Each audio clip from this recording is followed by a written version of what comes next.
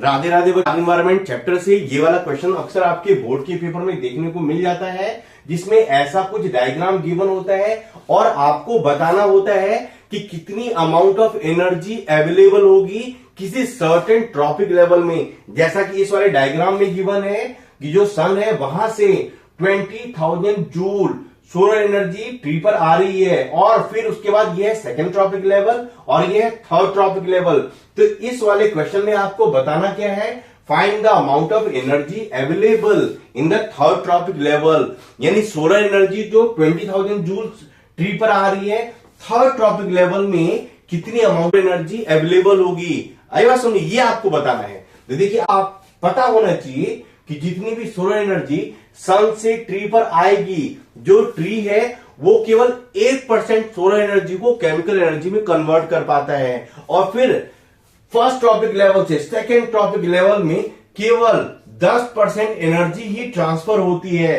Remaining 90% waste हो जाता है डिफरेंट बायोलॉजिकल प्रोसेस में, जैसे रेस्पिरेशन, डाइजेशन, रिप्रोडक्शन एक्सेट्रा में। फिर इस वाले ट्रॉपिक लेवल से इस वाले ट्रॉपिक लेवल में केवल 10% एनर्जी ट्रांसफर होती है, और यहां से यहां केवल 1% एनर्जी ही ट्रांसफर होती है। आइए समझ में। तो इस क्वेश्चन को हम सॉल्व कैसे करेंगे, तो जो अमाउंट ऑफ एनर्जी निकालना है वो कितना हो जाएगा, तो 20,000 जूल ऑफ एनर्जी कहां से आ रही है, सन से।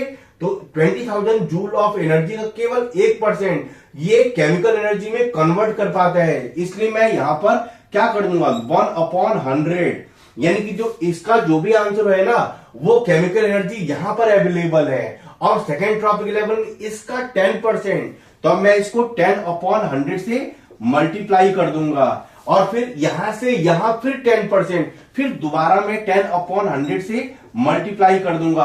अब इसका जो फाइनल आंसर आएगा ना, उतनी अमाउंट ऑफ एनर्जी अवेलेबल होगी कहां पर, थर्ड ट्रॉपिक लेवल में। चलिए मैं देखता हूं कितनी एनर्जी अवेलेबल है।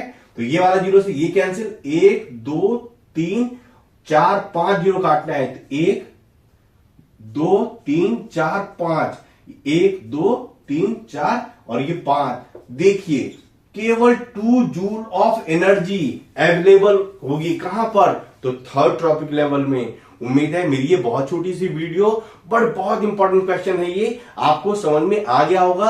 अगर आप न्यू व्यूअर हैं तो जरूर मेरे चैनल को सब्सक्राइब करें।